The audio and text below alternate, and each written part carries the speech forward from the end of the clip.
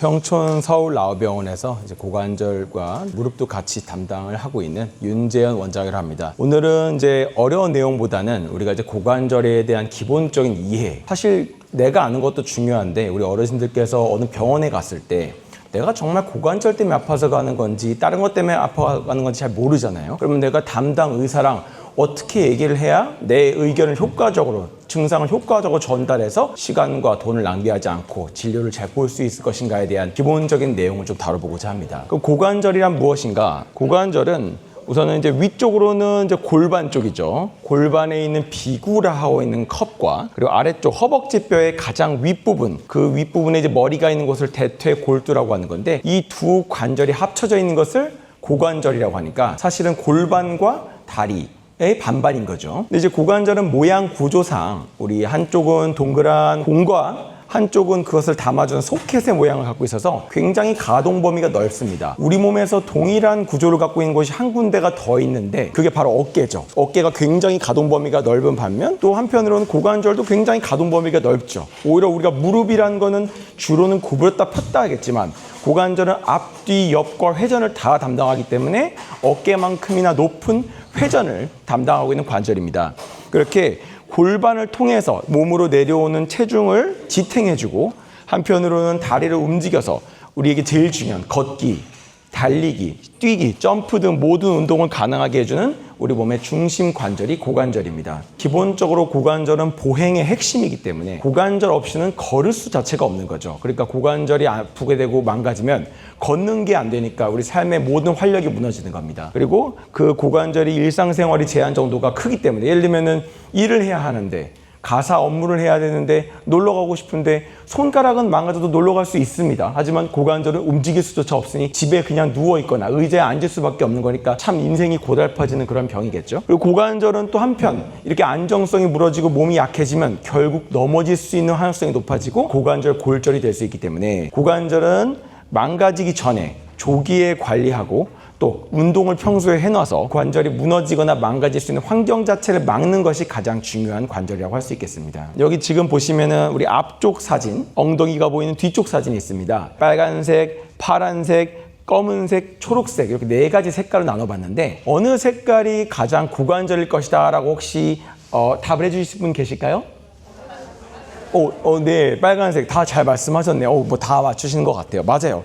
사실 고관절은 생각보다 앞쪽에 있습니다. 그러다 보니까 우리가 이제 고관절을 얘기할 때 사타구니, 서해부, 낭심주의라고 얘기하는 게 고관절인 거고요. 이 뒤쪽으로 돌아와서 뒤에 있는 골반, 이쪽은 사실 뭐라고 얘기하냐? 엉치라고 얘기하는 거. 그러니까 사실 엉덩이라고 하는 것도 사실은 뒤쪽인 거죠. 고관절을 엉덩이라고 하면 반쯤은 틀린 말이 되는 겁니다.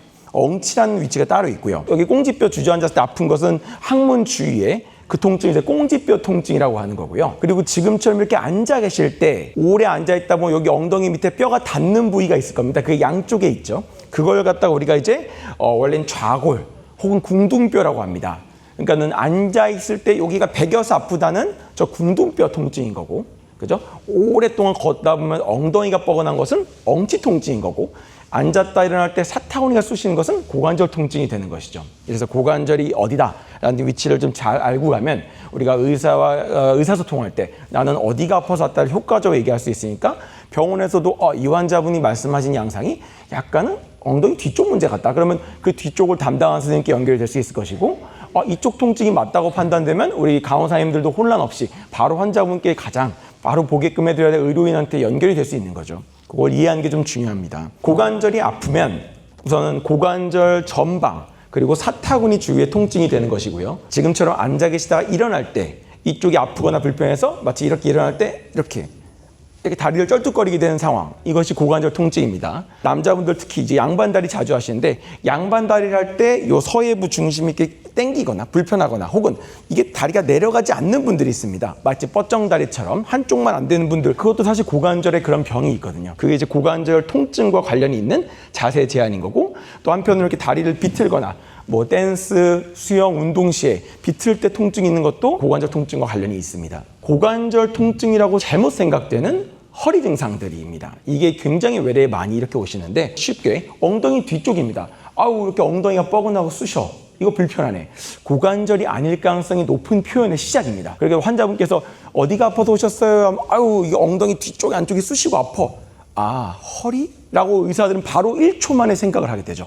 그렇게 금방 나뉠 가능성이 높다는 거고요. 이제 이런 증상들을 말씀하십니다. 아유, 엉덩이가 뻐근해, 무거워, 자꾸 저리고 걷다 보면 엉덩이가 쥐어 짜는 것 같고 밑이 빠지는 것 같다. 혹은 어떤 분께서는 저 속에서 뭔가 칼로 애는 것 같다. 굉장히 다양한 표현이 나오는데 사실 이런 다양한 표현은 어떤 기계적인 관절염 통증보다는 신경통에 가깝다고 얘기합니다. 즉 표현이 다양해요. 어떤 분들께서는 맨살에다가 그 술 뿌리는 것 같다. 어떤 분들은 고춧가루 뿌려놓은 것 같다. 이렇게 굉장히 다양한 표현이 나오면 표현이 구체적이지 않고 모호하게 나온 것을 보아 약간 신경통일 가능성이 있겠구나라고 의료진들은 생각을 하게 되겠죠. 한편 이제 누워있을 때, 옆으로 누워서 잘 때 엉덩이가 골반이 쑤신다. 굉장히 중요한 표현인데요.